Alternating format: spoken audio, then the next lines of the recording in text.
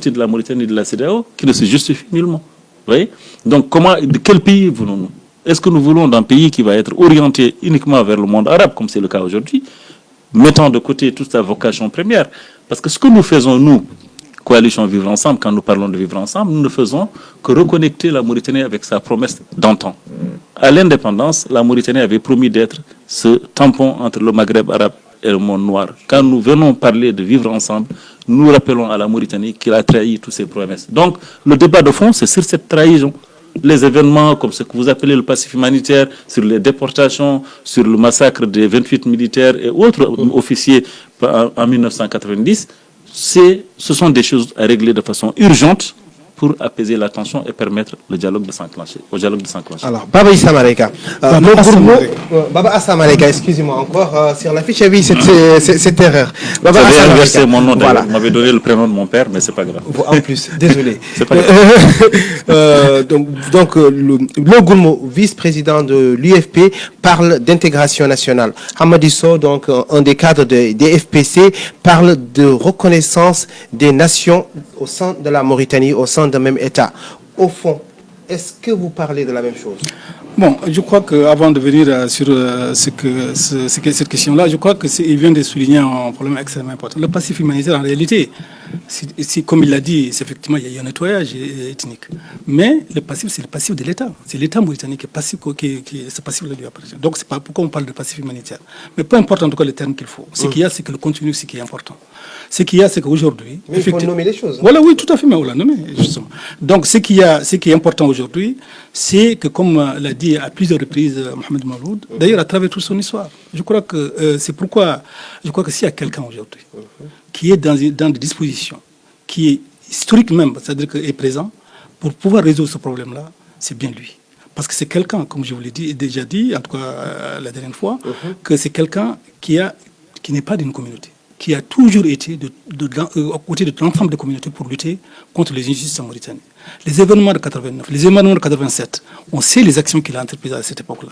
On sait ce qu'il a fait, comment dirais-je, en particulier lorsque, comment dirais-je, la tension interethnique a pris une dimension extrêmement grave. Oui. C'est lui et, comment dirais-je, d'autres négro-africains, d'autres, comment dirais-je, éléments arabes qui ont allé voir Bouddha pour l'amener, comment dirais-je, à réagir par rapport à la situation. En 89, c'est eux qui ont organisé, comment dirais-je, des comités pour défendre, comment dirais-je, les familles des négro-africains, même si les moyens étaient limités par rapport, comment dirais-je, à l'ampleur des dégâts. Donc c'est quelqu'un qui a toujours été du côté de l'ensemble du peuple mauritanien. Donc c'est quelqu'un aujourd'hui qui peut. Il a dit très clairement que son premier objectif, lorsqu'il viendra au pouvoir, c'est de regretter l'unité nationale. C'est son problème le plus important. Parce que s'il n'y a pas d'unité nationale, le reste devient dérisoire. Rien n'est possible. On a vu des pays, beaucoup de pays, je peux donner plusieurs exemples par rapport à cela, qui ont disparu. Parce que tout simplement, comment dire, des problèmes n'ont pas été résolus correctement. Donc, vous êtes d'accord sur ce point, je rappelle juste la disparition de la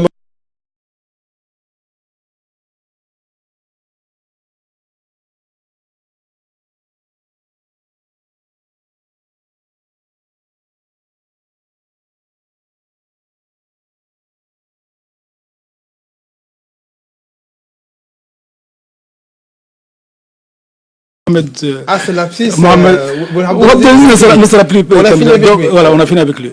Donc, de Mohamed Mouloud. Donc, s'il est élu, il va effectivement, commencer par ce problème-là. Et comme au temps de Cheikh Ousseid Abdallah, il y a eu effectivement, une rencontre de tous les Mauritaniens. Ils ont discuté de ce problème-là. Et quand il a fait sa déclaration solennelle que tous les Mauritaniens se rappellent, il y a eu, la rencontre de tous les Mauritaniens. Ils en ont commencé à discuter. Et justement, c'est peut-être à cause de tout cela que le coup d'État a eu lieu. Pour essayer de mettre. C'est l'une des raisons que le coup d'État a pu avoir lieu contre, on ne refera pas l'histoire. Je ne suis pas d'accord avec cette dernière analyse parce que je pense que le coup d'État a eu lieu pour des raisons que nous savons et qui étaient propres et internes au pouvoir militaire lui-même qu'il avait amené. Bon, bref, c'est pas le débat. Mais pour revenir juste quand même à ce que vous avez dit par rapport à, effectivement, aux positions historiques de Ould Mouloud par rapport à tous ces événements qui ont eu lieu dans les fin des années 80, début des années 90. Dont acte, ça a eu lieu, il n'y a pas de souci, et je le lui reconnais. Mais vous aimez le rappeler souvent, mais je pense qu'il faut aussi rappeler qu'à cette période-là, l'ensemble des leaders qui constituent aujourd'hui la coalition, peut-être Kanamil Bab mis à part, S'ils n'y étaient pas, c'est parce qu'ils étaient en prison. Ils étaient en prison. C'est-à-dire qu'à cette période-là, où on dit effectivement que M. Ould et d'autres ont pris l'initiative d'aller régler ces questions-là, ceux-là même étaient en prison parce qu'ils avaient dénoncé, ils avaient déjà vu ce qui allait venir avant, ils avaient dénoncé, ils étaient en prison à cette période-là. Je voulais juste le dire souvent, on l'oublie assez souvent, parce qu'on pourrait se demander, mais qu'est-ce que faisait Ibrahim Sarr à cette période-là? Vous voyez, il était en prison pour cette même raison. Voilà, je voulais juste le souligner pour l'histoire. Alors, on aborde quelques questions par rapport à l'économie. Quand Hamidou Baba dit vouloir créer 50 000 emplois par an s'il est élu.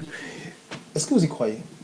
Bon, écoutez, je pense que si Kanamil Baba l'a dit, peut-être il a quand même un certain nombre d'éléments qui lui permettent en tout cas de s'appuyer là-dessus. Moi, je ne peux pas dire que c'est pas vrai ou c'est vrai. Est-ce que c'est Mais faisable? ce que je peux dire tout simplement, c'est que les Mauritaniens ont besoin de sortir dans cette situation difficile dans laquelle ils se trouvent aujourd'hui, les jeunes en particulier. Donc pour cela, il faut qu'il y ait là aussi les états généraux de la situation pour voir tout ce qui est possible pour faire. Et notamment, je crois qu'on viendra peut-être au problème de l'enseignement, ou on viendra au problème de l'éducation nationale. Tous ces problèmes-là, tant qu'ils ne sont pas résolus, je crois que rien ne va être résolu. Comment est-ce qu'on crée les 50 000 emplois par an? Alors, est-ce que vous croyez sincèrement qu'aujourd'hui, en Mauritanie, potentiellement, il n'y a pas les ressources pour créer 50 000 emplois? Moi, je pense qu'on est même en deçà de ce qui est possible. Maintenant, reste à savoir le comment. Et le comment, il va être défini par le programme qui est en construction. Donc, je ne vais pas l'étaler ici parce que je ne l'ai pas sous les yeux. Mais ce que je sais, c'est qu'aujourd'hui, nous sommes dans un pays, comme le dit très bien d'ailleurs Kanamil Baba, qui est potentiellement riche parce qu'il a énormément de ressources. Vous savez, je vous ai décliné ici ma vision de la richesse. Je pense qu'un pays n'est pas riche seulement parce qu'il a des ressources. Il est riche parce que surtout il a des ressources humaines capables de transformer ces ressources et d'en faire une vraie richesse, ce qui n'est pas encore le cas du pays. Naturellement, il y a dans ce pays toutes les ressources possibles pour arriver à plus que ces 50 000 emplois promis. Naturellement. Mais cela suppose d'abord, une fois au pouvoir, de faire l'audit des politiques économiques du pays, ce que nous avons promis de faire. Alors, est-ce que vous n'avez pas la réponse, mais c'est éventuellement dans quel secteur on va viser le plus pour arriver à cette objectif? Je vais vous donner quelques axes comme ça, des pistes qui sont possibles et qui sont de bon sens. Je n'en ai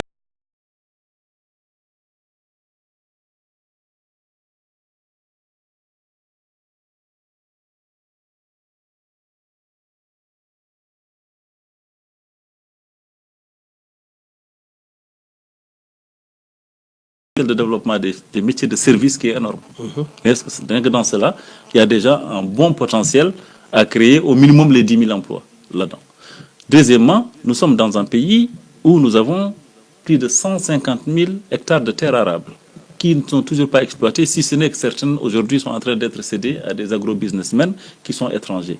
Nous avons des pistes de réforme foncière qui ne sont pas celle, en tout cas, de la réforme de 127-83, dont on sait qu'elle a ses limites, mais qui seront susceptibles, évidemment, de refaire en sorte que la terre redevienne, attirante pour la jeunesse. C'est aussi ça, c'est aussi ramener les jeunes à la terre, les amener au secteur primaire de l'économie, les réintéresser à la terre, les réintéresser à l'agriculture. Donc, rien que sur ces pistes-là, il y a de quoi faire plus de 50 000 emplois.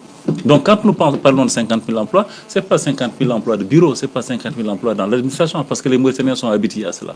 Quand nous serons au pouvoir, c'est un changement total de paradigme sur le plan économique. C'est une autre vision du pays. C'est d'abord consommer local, faire en sorte que la Mauritanie redevienne un marché pour les Mauritaniens. Et ça passe par un changement radical de vision économique.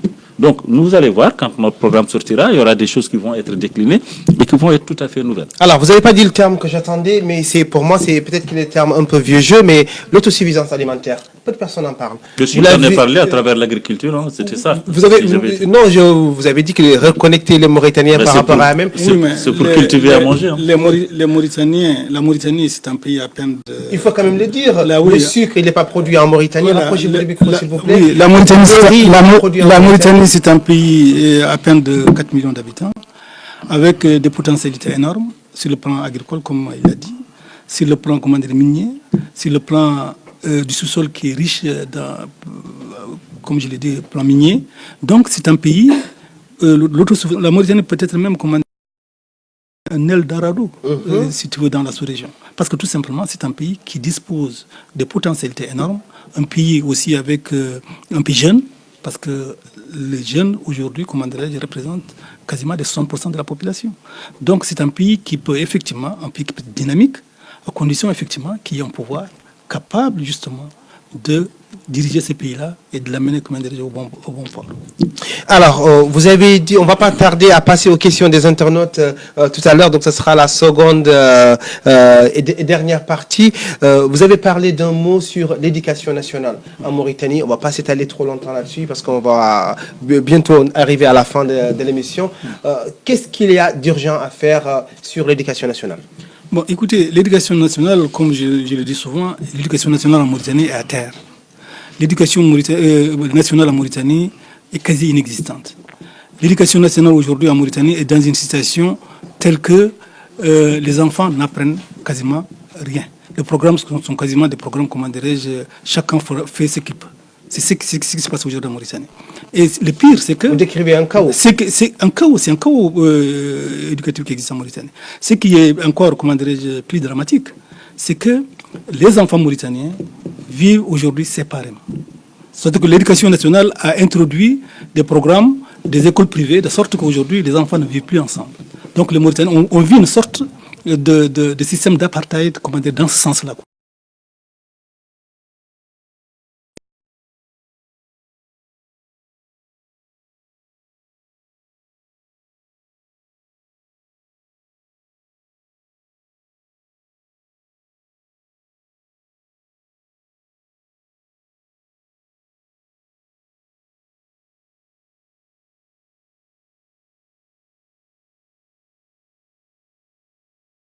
Il faut mettre le service militaire.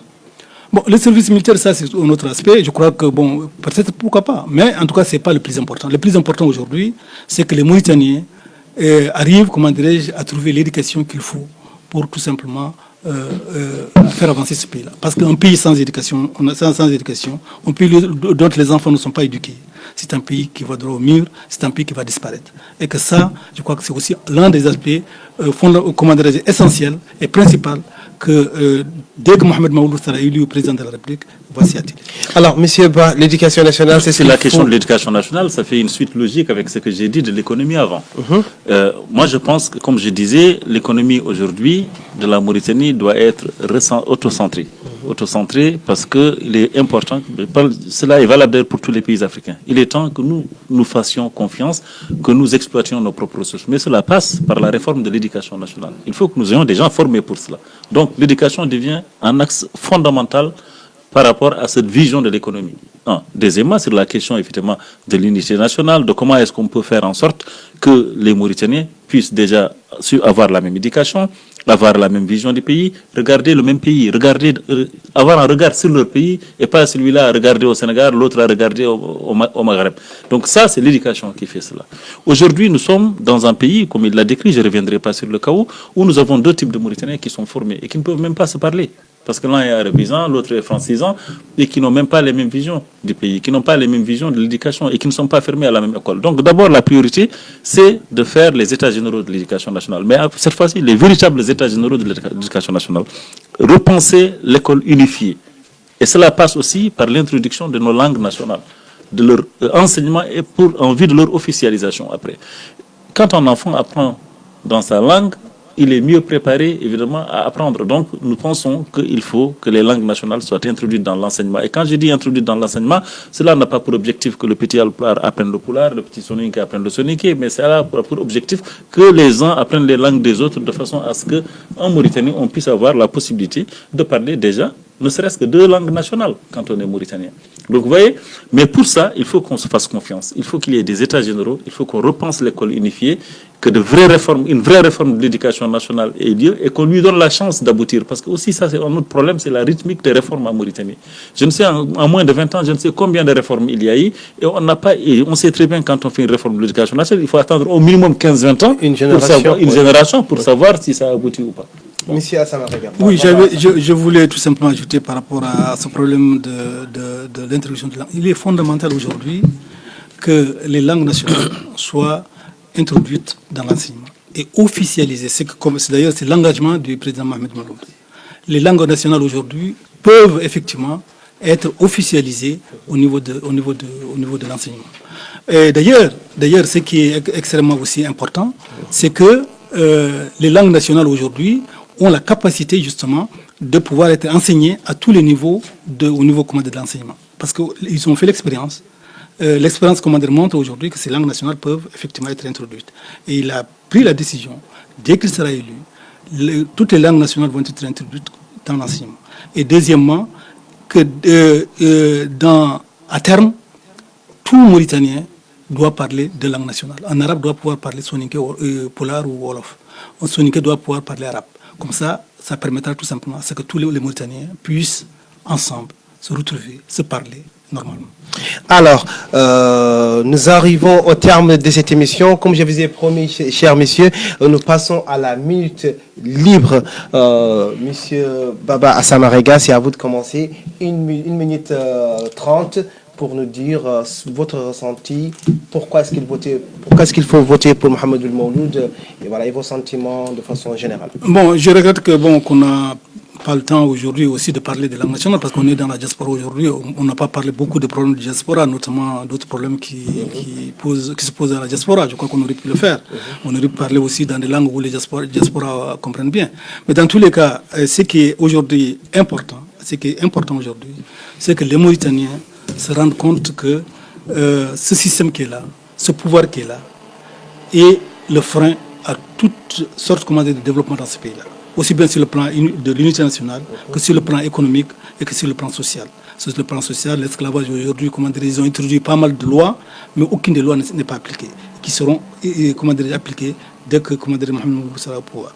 Je crois aussi que, comme je l'ai dit dès le départ, c'est quelqu'un aujourd'hui qui n'appartient pas à une communauté, qui appartient à l'ensemble des communautés mauritaniennes, qui aujourd'hui, une fois au pouvoir, prendra les dispositions nécessaires, justement, pour que l'unité nationale puisse être raffermie et que pour que les Mauritaniens se retrouvent et travaillent ensemble pour trouver à leurs problèmes l'ensemble des solutions. De toute façon, l'unité nationale, comme il le dit souvent, c'est en perpétuelle construction. Il n'y a aucune solution définitive à l'unité nationale. L'unité nationale, c'est quelque chose qu'on doit, à chaque fois qu'il y a un problème, dans un pays démocratique, les gens se retrouvent pour régler ce problème-là, pour régler ce problème-là ensemble. À chaque fois qu'il y a une unité nationale, les gens se retrouvent ensemble pour discuter ensemble, pour régler le problème ensemble. C'est comme ça que l'unité nationale, perpétuellement, va être réglée. Mais quand dans un pays dictateur comme nous la connaissons, ils accentuent les problèmes et que les problèmes deviennent d'une énormité, de sorte que ça divise le peuple, ça finit tout simplement par faire disparaître le pays. Et que nous souhaitons tout simplement que notre pays ne connaîtra pas ce que d'autres pays ont connu ailleurs. Merci. Alors, Monsieur Babacar Oumar, à vous pour la minute libre. Merci.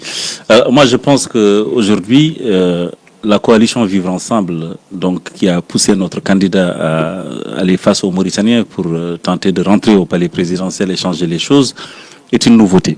C'est une nouveauté à laquelle il faut apporter un soutien ferme parce que je pense que ça correspond d'abord à une demande de la base. Je rappelle un petit peu l'historique, c'est qu'au sortir des élections législatives municipales et régionales passées, vous nous avez demandé, pour une fois, nous qui partageons ensemble le souci central de la question nationale, de nous unir autour d'un même projet, de nous unir dans un même cadre. Nous l'avons fait.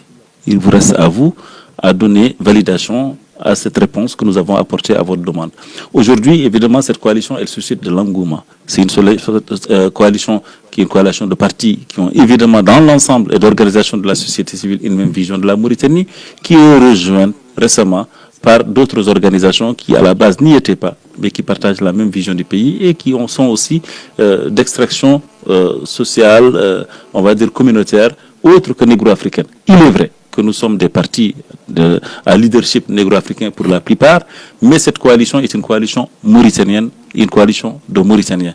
Si vous souhaitez avoir évidemment une Mauritanie qui change en profondeur, non pas seulement par le biais de l'alternance, mais par le biais d'une alternative au système esclavagiste, raciste qui sévit en Mauritanie depuis l'indépendance à nos jours, le candidat, à mon avis, qui est capable d'incarner cela, c'est bien le bien Hamidou Baba.